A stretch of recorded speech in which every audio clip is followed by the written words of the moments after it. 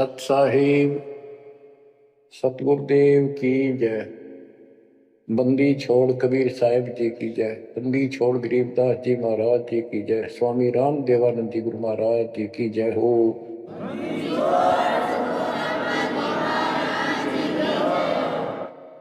सर्व संतों की जय, सर्व भक्तों की जय, धर्मी पुरुषों की जय। श्री काशी धाम की जय, श्री सुडानी धाम की जय, श्री क्रोथा धाम की जय, श्री बरवाड़ा धाम की जय। सत साहिब। तो बच्चों, आप इन बातों पर ज्यादा ध्यान दिया करो जो सत्संग के अंदर बताई जाती।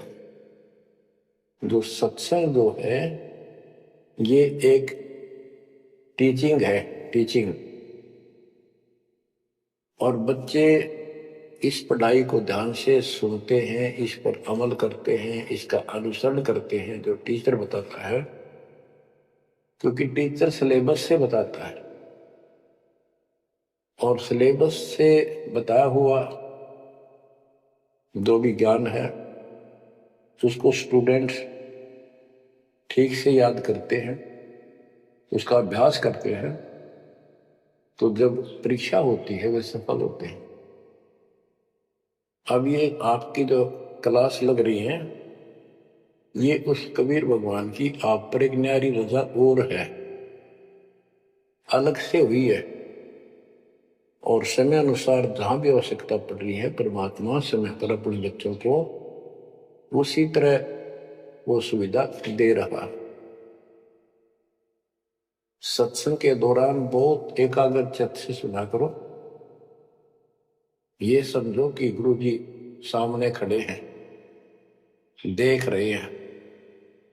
जैसे क्लास के अंदर टीचर खड़ा होता है, पढ़ा रहा होता है, प्रोफेसर पढ़ा रहा होता है, तो बच्चे बहुत सावधानी से और शिष्टाचार से एक एक बात को ध्यान से सुनते हैं। फिर टीचिंग के बाद अपना सामान्य बातें भी करते हैं, नहाना धोना खाना पीना सारा कुछ करते हैं, खेत का काम भी करते हैं, माता पिता का हाथ भी बटाते हैं, करते हैं।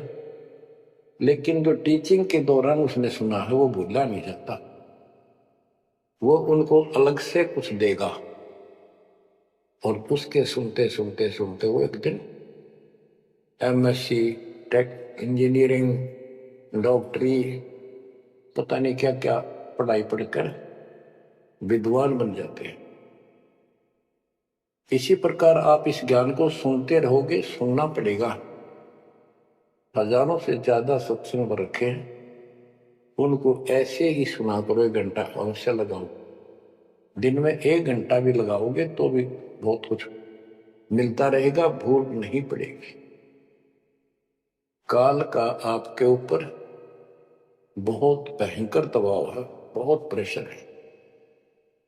इतना ज्ञान सुनते हो जितना दास चाह रहा है आपके अंदर, वो प्रेरणा अभी बनी नहीं है, पर बहुत कुछ बात लवा लगी है। निकट हो और सुनते रहो। और ये समय निकालना भी मालिक की कृपा है ना, तो कल पता नहीं इस समय को कहाँ बिरान माटी में दुर्गति के अंदर लवा दे, कोई और समस्या खड़ी कर देगा, सारी टेंशन वही दिमाग वहां घूमता रहेगा, या कोई बीमारी हो जाएगी उस पर टेंशन, हॉस्पिटल में पड़े रहेंगे। तो ये परमात्मा की असीम रजा आपके ऊपर है, एक कलम तोड़ कृपा है। और ये बातें कहने सुन की नहीं, ये कर पाड़न की है। ध्यान दो, इस गंदे लोक की स्थिति से आपको पूर्ण रूप से परिचित करा दिया गया है। यहां एक पल का भरोसा नहीं, तुम क्यों आंख बंद करके बैठे हो इस गंदे लोक में, इसी व्यवस्था में जरूर क्या? ठीक है, अपने अपने रुआ के लिए करना पड़ेगा, करते रहो, पर भगवान की कसक दिल में अलग से रहनी चाहिए आपके। एवं नहीं सुना दिया तुमने, सुन लिया, थोड़े बहुत मंत्र कर लिए, सुबह दोपहर शाम की आरती कर ली, अच्छी बात है, लेकिन यह कसक पैदा नहीं हुई तो बात फिर अधूरी रह जाएगी। आप क्या बताते हैं? गरीब दरस परस नहीं अंतरा, रूमी वस्त्र बीच, पारस लोहा एक डग, पलटे नहीं अभीच। उदाहरण देते हैं कि जैसे कई भक्त ऊपर से इतने परम भगत दिखाई देते हैं और गुरु जी के कतीजा में बहुत निकट और अच्छी आस्था वाले हैं, लेकिन इससे बात बनेगा नहीं जब तक दिल से नहीं चाहोगे गुरुदेव को और मालिक को।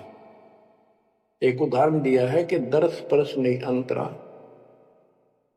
रूमी वस्त्र बीच।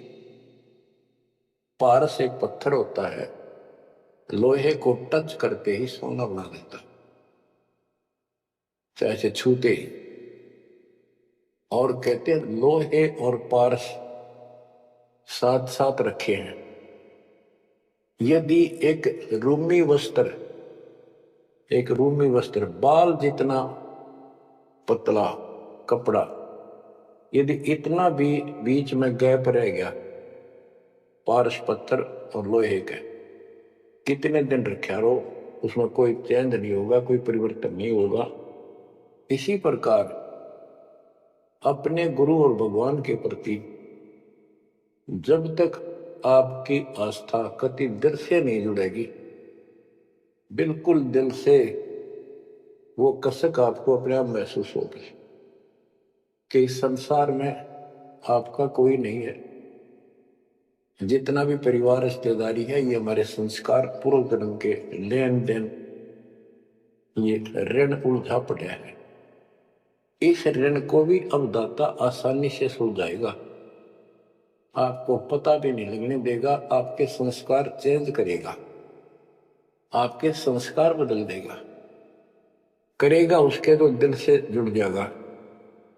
तन मन धन, मन कर्म वचन से मालिक पे समर्पित हो जाएगा। आपको प्रमाण देता हूं, जैसे बेटा है बेटी है, ये हमारे कुछ पिछले संस्कार कोई ऋण है। जैसे आजकल बेटी का विवाह करना पड़ता है, कितना खर्च होता है। आपको बताता हूं, एक व्यक्ति कह रहा था, मैं बोला मेरा 3 कन्या होगी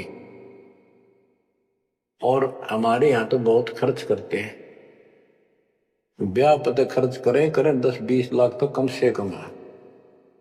और फिर लड़की के बालक हुए तो अपने घर बुलाते हैं, माँ के घर, और उसके ऊपर फिर कम से कम 10 लाख रुपए ये खर्चा और होता है। ये एक ब्याह और होता हमारे यहाँ। ये ऐसी परंपराएं हमने आप सिर पर रखी है। और भी दूसरे समाजों में देख लो, बहुत खर्चे होते हैं और लड़की को हमने अपने आप बोझ बढ़ा रखा है। बच्चों, अब परमात्मा ने कैसी कृपा की है, दास ने मालिक का आदेश और गुण अवगुण सारे क्लियर कर दिए कि भाई ऐसा करने से ऐसा हानि, ये करने से ऐसे लाभ। अब जैसे उदाहरण दिया आपको बच्चों का विवाह करने के लिए, श्री देवी पुराण के अंदर लिखा है कि देवी ने अपने तीनों पुत्रों की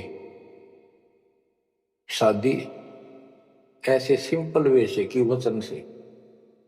3 पुत्री उत्पन्न की, 3 वो पुत्र पहले हो रहे थे, वो वचन से पैदा की, वो अपने संसारिक क्रिया से पैदा किए थे। और तीनों को बुला बुला के कह दिया, ले बेटा यह तेरी पत्नी, यो तो उसका पति, जाओ अपना घर बसाओ। ना कोई बराती था, ना कोई बाती था, ना कोई कढ़ाई चढ़ाई, ना बाजे बजाए। ये बाद की बकवाद शुरू कर दी। संस्कार ऐसे जोड़ दिए जाते। तो अब हम इसी तरह कर रहे हैं और पता नहीं कई हजार बेटियों का विवाह ऐसे सिंपल वे से कर दिया। ये संस्कार बदल गए, ये लेन देन कर्ज मालिक ने कलम से काट दिया। और आप बच्चों ने भी इस बात को एहसास कर लिया कि सचमुच ये व्रत की बकवाद है। एक पवित्र नाते को बेटी को गऊ के साथ धन है बेटी, माँ बाप के रहेगी वहां कमावे, आगे जाएगी वहां उसको ऐसे सारे ताने का रखे कुछ दिन तो, और कभी ना नहीं करती। तो ऐसी पवित्र आत्मा को अपने लेन देन कर्ज के कारण हमने दुश्मन बना रखी थी, पेट में मारने लगे गर्भ के अंदर। अब बेटी बोझ नहीं, परमात्मा की कृपा से तो ये संस्कार बदल गए। ये कलम से काट दिए दाता ने, वो लेन देन खत्म कर दिया आपने।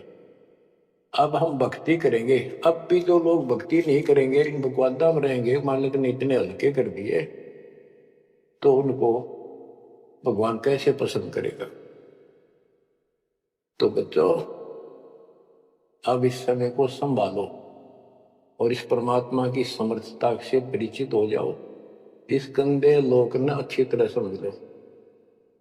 यहां तुम नहीं रह पाओगे, और एक अंदर कसक बनाए रखो नारी कि ठीक है जब तक यहाँ है वो परिवार में रहो, मिलकर रहो, और सब ना अपने मालिक की बातों में ओ जाकर रखो, और गप्पे कम मारो। और गप्पे मारने की बकवाद पे मतलब की है अपना जब टाइम लगा मालिक की चर्चा शुरू करते, कोई कथा देख ले, कोई वैसे भाई बहन की चर्चा करो, देखो उनको इतना दुख था, मालिक की दया से इतना सुख होगा। इससे ये मन का लगाम डली रहेगी। यदि तुम सत्संग सुनने के बाद फिर बाद में वही अपने गृहस्थी उधर की बेत की बातें करती हो, फोन पर बैठ कर करते रहते हो, फलाने से मर ले, दकड़े से कर ले, तो इनसे मालिक राजी नहीं होगा, आपको फिर कष्ट शुरू हो जाएगा। गरीब स्वर्णादन देह दिल, तन मन नहीं मुकाम, कौन महल हंसा गए, कहाँ लिया विश्राम। गरीब चार मुक्ति बैकुंठ बट, सपतपुरी सैलान, आगे धाम कबीर का हंस न पावे जान। अब क्या बताते हैं कि ये जैसे चार मुक्ति, बैकुंठ, शपथपुरी, ब्रह्मलोक, काल का 21 ब्रह्मांड का क्षेत्र लोक, अक्षर पुरुष का सातसंग ब्रह्मांड का लोक, इन सब से परे कबीर भगवान का स्थान है।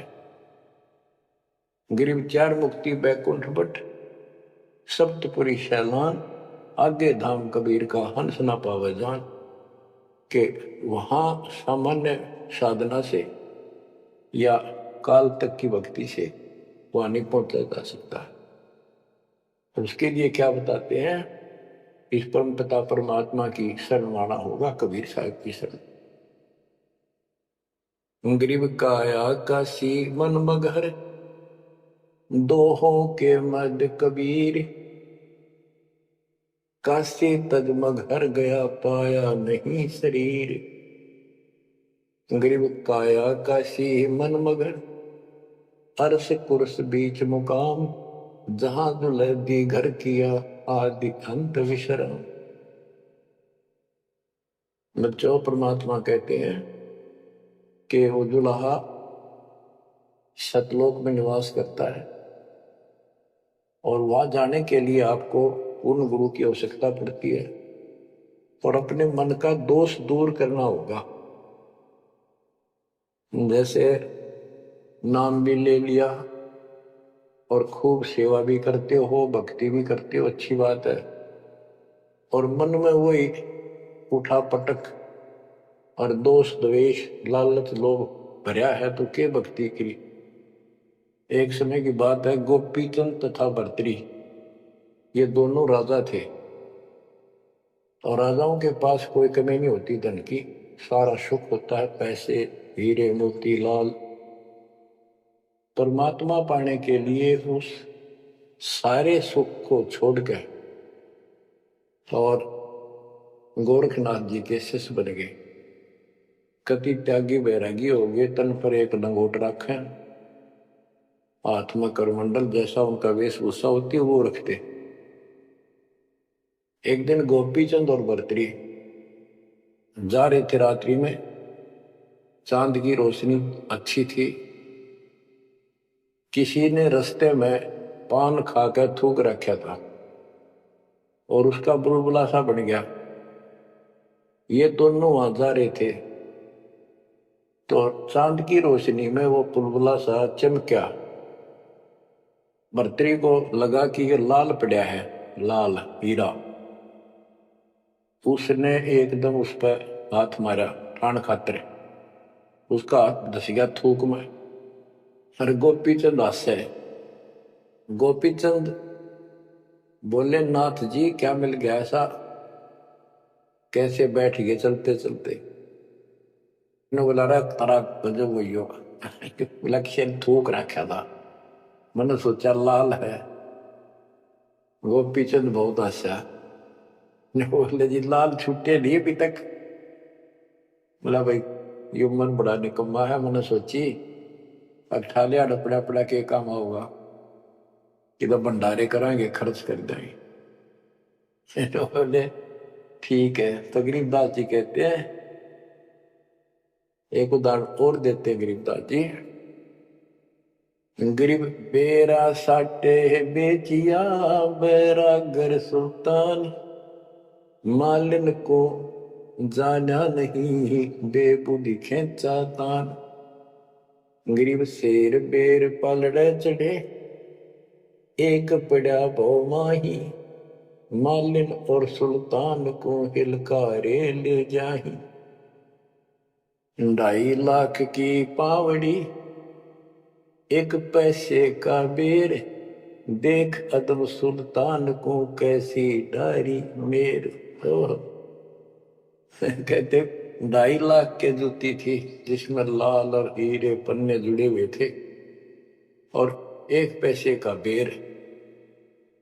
यानी मालन ने कहा कि बेर जो है 2.5 आने का शेर दूंगी, 2 आने के शेर। भूख लग रही थी सुल्तान को, जब घर छोड़ कर चला और सब त्याग दिए थे, कंबल लपेट रखी थी साल सा शरीर पर, और जूती पहन रहा था वो कीमती। भूखा मरे था तो उसने कहा मैंने बेर दे दे, या दोनों जूती रख ले, ये 2.5 लाख कीमत है।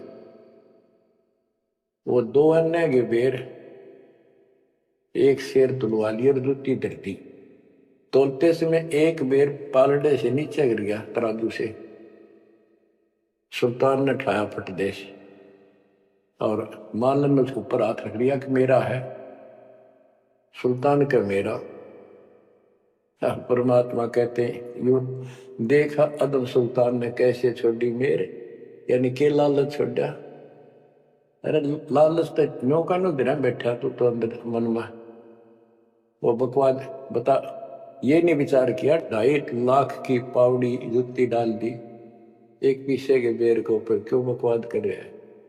तो ये सारी दोष आपा निकालना पड़ेगा, इतनी ऊंचा उठाना पड़ेगा अपनी बुद्धि को। संसारिक लोगों की तो वृत्ति ऐसी होती है, पर सब कुछ त्याग के तो परमात्मा कहते हैं उसका एक लगा थप्पड़ तो असली रूप में आ गई।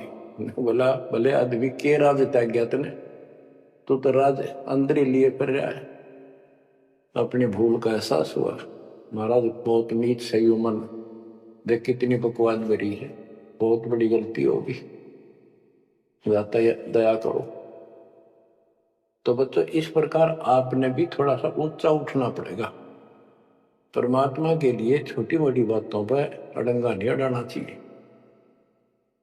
संसारी लोगों की रीति किसी हो, पर अपनी धर्म नीति को आगे रखे, उसके कारण आप ऊपर उठ जाओगे। गरीब 9 लख नानक नाद में 10 लख गोरख तीरे, लाख दत्त संगी सदा चरणों चरत कबीर। गरीब 9 लख नानक नाद में 10 लख गोरख पास, अनंत संत पद में मेले कोटि तेरे रविदास। गरीब रामानंद से लक्ष गुरु त्यारे शिष के भाई, चेलों की गिनती नहीं पद में रहे समाये। गिर खोजी खालक को मैंने ज्ञानी के उपदेश। सतगुर पीर कबीर हैं सबका हो उपदेश। गिर दुर्वासा और गरुड़ खे कीना ज्ञान समोद। अरब रामायण मुख कही वाल्मीकि को शोध। परमात्मा जो भी भक्ति पर लगे हुए हैं उन अपने बच्चों को सबको मिलता है। दुर्वासा से मिले, गरुड़ से मिले, काकभूषण से मिले, शिव जी से मिले, विष्णु जी से मिले, ब्रह्मा जी से मिले, सबको मिलते हैं। देवी जी से मिले, ये नहीं छोड़ते किसी। हमारी बुद्धि काल में कति घुमा रखी है, ये बात हमारा समझ में आइए को नहीं। अब क्या बताते हैं कि वाल्मीकि के रूप में पांडवों की अश्वमेध यज्ञ में परमात्मा ने कैसा कमाल किया। ग्रीव फिर पांडवों की यज्ञ में शंख पचायन टेर। द्वादश कोटि पंडित जहां पड़ी सबन की मेर। ग्रीव फिर पांडवों की यज्ञ में शंख पचायन टेर। द्वादश कोटि पंडित जहां पड़ी सबन की मेर।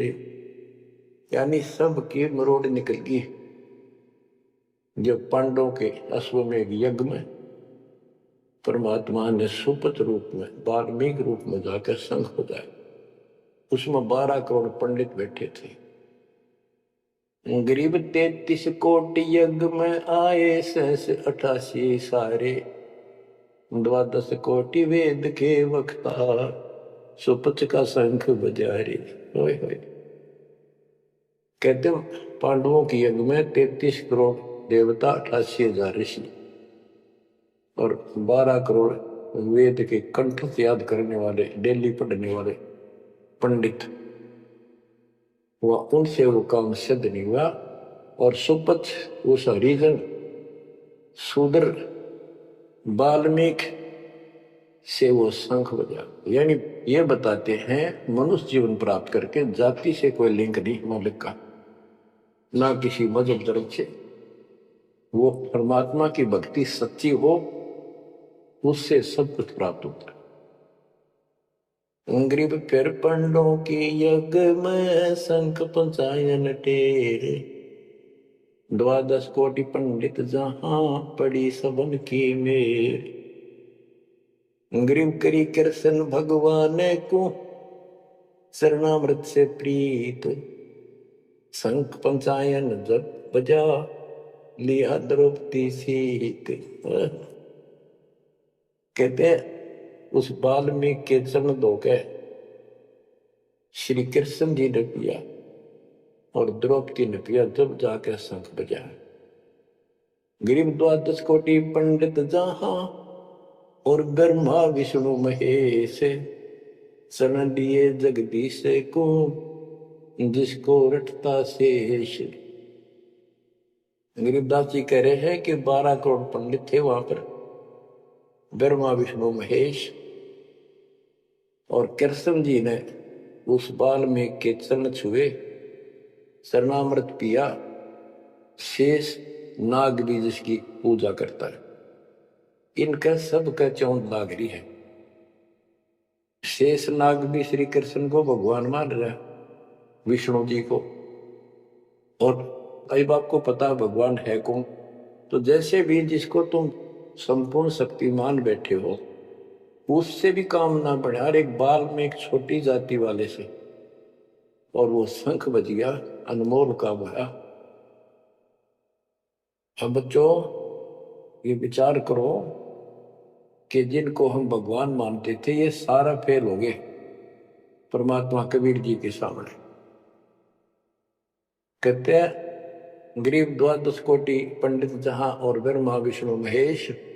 शरण लिए जगदीश ने जिसको रटता शेष। गरीब वाल्मीकि के बाल सम नाही तीनों लोक। सुर नर मुनिजन कृष्ण समेत पंडव पाई पोख।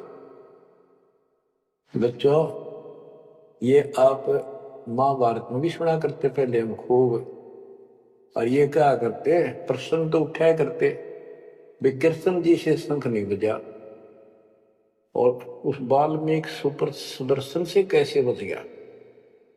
तो वो हमारे धर्म गुरु जैसा उत्तर देते हम मतलब सच्चा मान लिया करते, सत्य है, क्योंकि स्वयं ज्ञान नहीं था।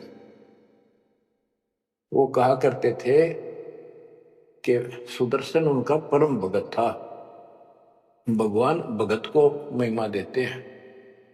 ये तो ये बात दिमाग में, 33 करोड़ देवता, 88,000 ऋषि, ब्राह्मण 12 करोड़, क्या उनमें उसका कोई भगत नहीं था। और श्री कृष्ण ने खा ली रोटी, शिव जी ने खा ली, ब्रह्मा जी ने भोजन पा लिया। ये तो ई बात सुन में यह कहानी के थी। तो ये तत्व ज्ञान था, ये उड़ जा रखा था 9 मन सूत।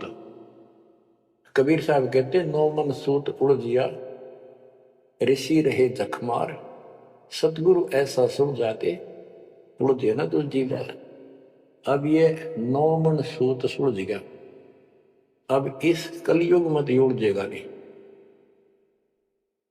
बच्चों अजब गजब कर दिया दाता ने आपके ऊपर कलम तोड़ दी, ऐसा निर्णायक दातन ज्ञान आपको प्राप्त करा दिया। देखो आप शिक्षा ग्रहण करते हो, अच्छी बात है, इंजीनियरिंग कर ली, डॉक्टर बन गए, IAS IPS बन गए, या कोई और टीचर लाइन में चले गए, ये तो सिर्फ एक रोजी रोटी का काम है बस, इससे और कोई ज्यादा लाभ नहीं होने का। ये रोजी रोटी भी सब ना मिलती, पढ़े तो पता नहीं कितने शिक्षा ग्रहण करते हैं बच्चे।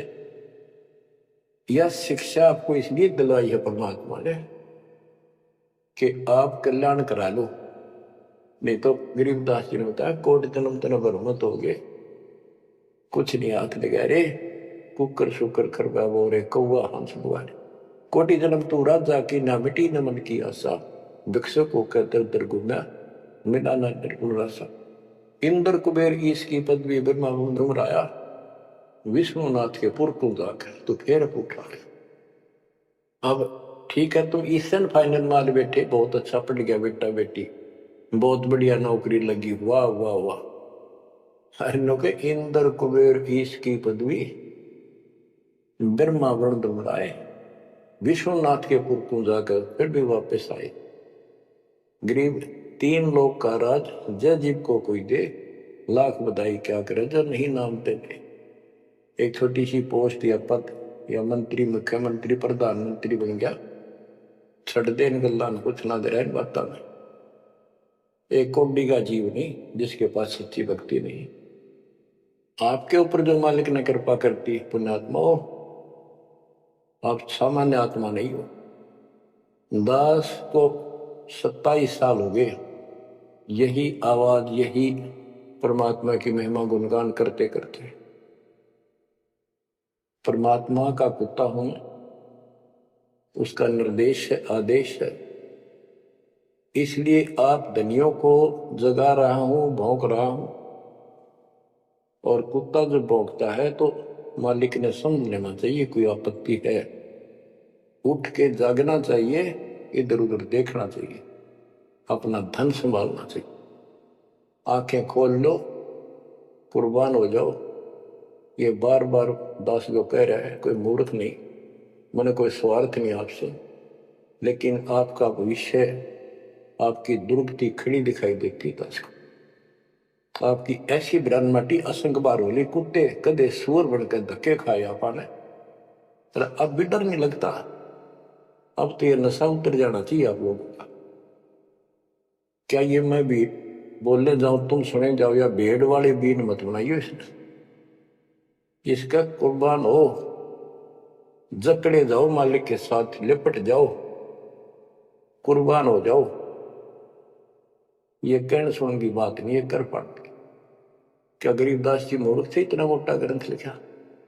क्या भगवान को लालच था आपसे जो 120 वर्ष तक हमारे बीच में इस गंदे लोक में कष्ट उठाया? आप उसके बच्चे हो, आप उसकी आत्मा हो, वो हमारा बाप है, वही माँ है, वो सब कुछ है, वो भाई है, वही बहन है। तुम्हें माता च पिता तुम्हें, तुम्हें बंधु च सखा तुम्हें विद्या च द्रविणम, विद्या और धन दाता तू ही है।